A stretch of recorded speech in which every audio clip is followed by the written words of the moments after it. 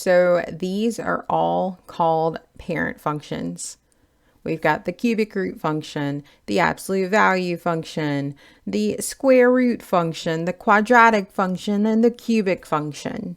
These are the functions that we will transform. And by transform, I mean we're going to shift these functions left, right, up, down. We're going to flip them around. We're going to stretch them and shrink them.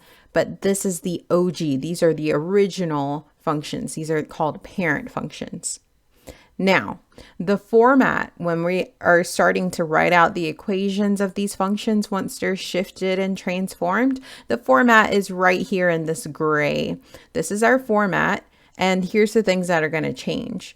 Depending on what types of movements are going to happen, we might actually have numbers here where these colored letters are, A, B, H, and K. In a little bit, we'll talk about what those do. One other thing that's going to change, if we're writing an equation for a cubic root function, instead of having parentheses raised to the second power, we're going to write cube root around there, okay?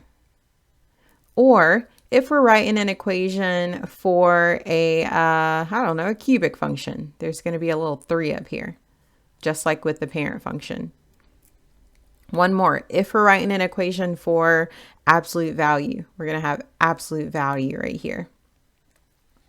Okay, so those are the only things that are going to change once we start writing equations of these parent functions transformed. Okay, so now let's talk about what affects these movements. The H is going to affect whether the graph moves left or right, okay? And our H is right here. Now here's the thing about H. H always lies. And what I mean by that is if we want our function to move to the right 5 units, inside of these parentheses, we're going to write x minus 5. So the opposite of what your brain wants you to do. I'll give you another example. If we want our function to move to the left 2 units, inside of the parentheses, we're going to write x plus 2. And we're just changing the h, okay? All right, let's do the next transformation. Okay, so let's talk about what the k does. K moves your function up and down. And k is pretty normal. So if we want our function to go up, we're going to add a number to the very end on the outside of the parentheses. If we want our function to go down, we're going to subtract a number from our equation on the outside of the parentheses. Now let's talk about what a negative does. If there's a negative outside of the parentheses, that negative is going to cause your function to reflect over the x-axis. So if it originally looks like this, reflecting it will flip it either up or down from where it was originally. So it's going to flip it like that. If we want to reflect it over the y-axis, that's what the b does. If the b is negative, it's going to be like this. This is the original, and this is the one that's flipped over the y-axis.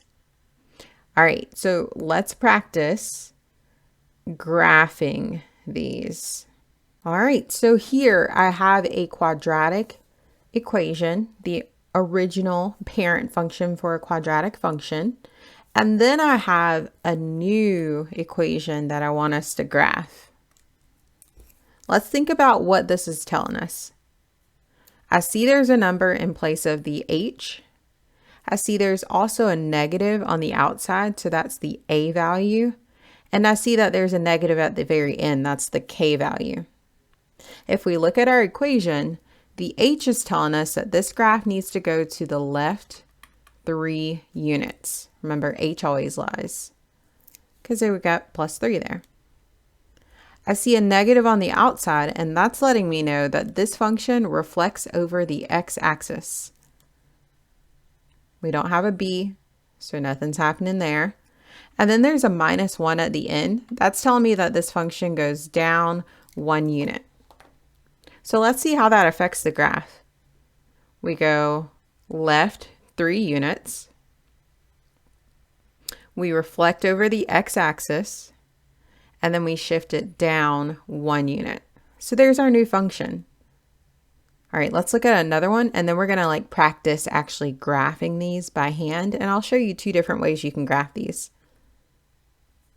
So on this next one, we're graphing a cubic function. And once again, let's think about the movements that are taking place for this cubic function. We have a -2 inside of the parentheses. That's letting us know that this function is going to go to the right 2 units. There's a negative inside the parentheses next to the x. That's letting us know that this function is going to reflect over the y-axis. We don't have a number or a negative outside of the parentheses, so nothing's happening there. But there, it does say -3 on the far right side at the very end of the equation. So that's letting us know that this function is going to go down 3 units. So let's see what that looks like. Right 2, reflect y-axis, down 3. And there's the new graph. Okay, so now we're going to practice graphing these by hand, and I'm also going to show you how you can use the calculator to graph these. All right, let's try by hand first. So it says f of x equals negative on the outside. We've got the square root symbol and a +2 on the inside. Let's think about what that means. +2 means this function is going to go to the left 2 units. A negative on the outside means that this function is going to reflect over the x-axis. So now let's graph that.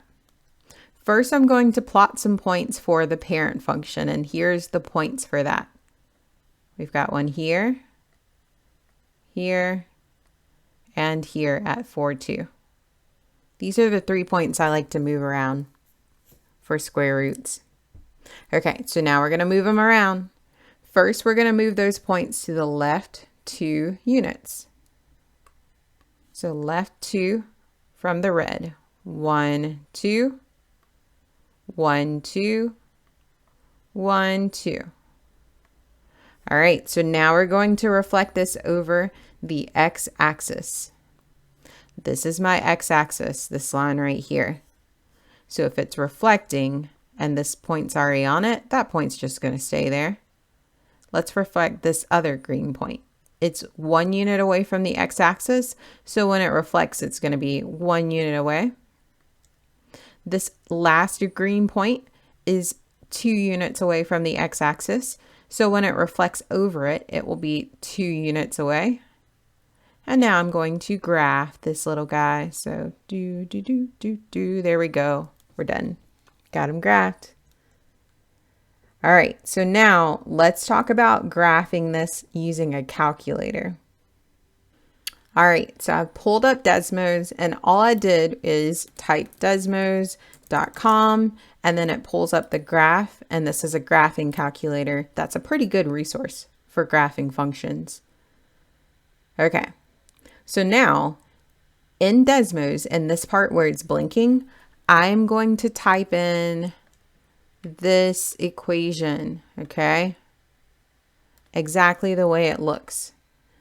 So I'll do f of x is equal to negative square root parenthesis x plus 2 close parenthesis.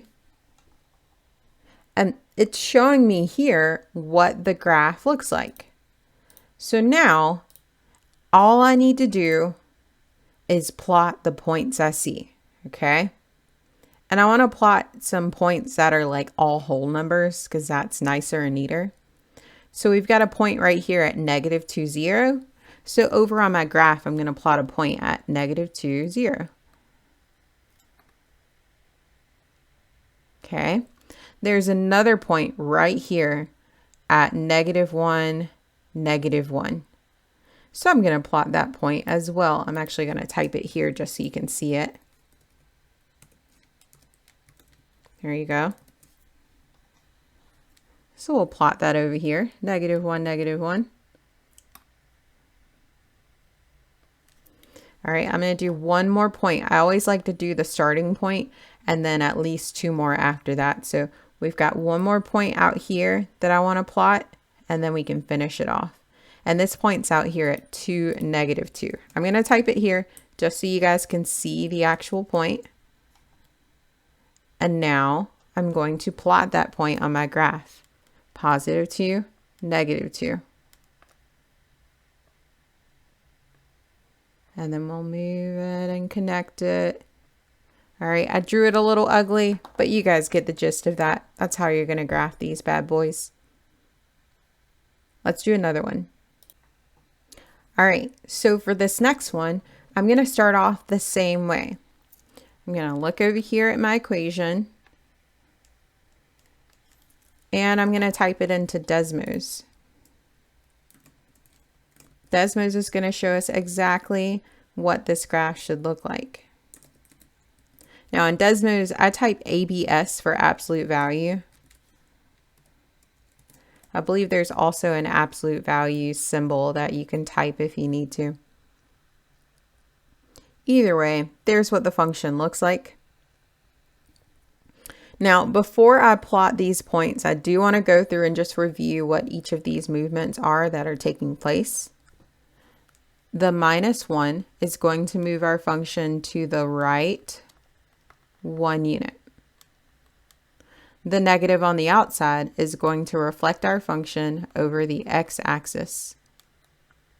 And the +4 is going to move our function up 4 units. All right, originally the function starts here for absolute value. They all start at the origin. But from there, it starts moving. I'm going to move it by hand because I feel like you guys are probably good with using Desmos. So let's go to the right 1 unit. So right 1, right 1, right 1. Now we're going to reflect this bad boy over the x-axis. I'll do an open circle for that. So this is already on the x-axis, this is 1 away, and this is 1 away. And then we'll finish it off by, we'll do a solid black dot, moving it up 4. 1, 2, 3, 4. 1, 2, 3, 4. 1, 2, 3, 4. And then just finish it off, connect the dots.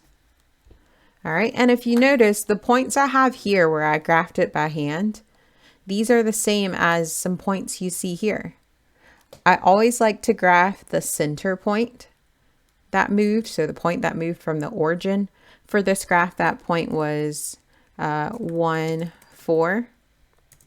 Next, I like to graph at least 1 point on each side. So 1 point on the left is at 0, 3.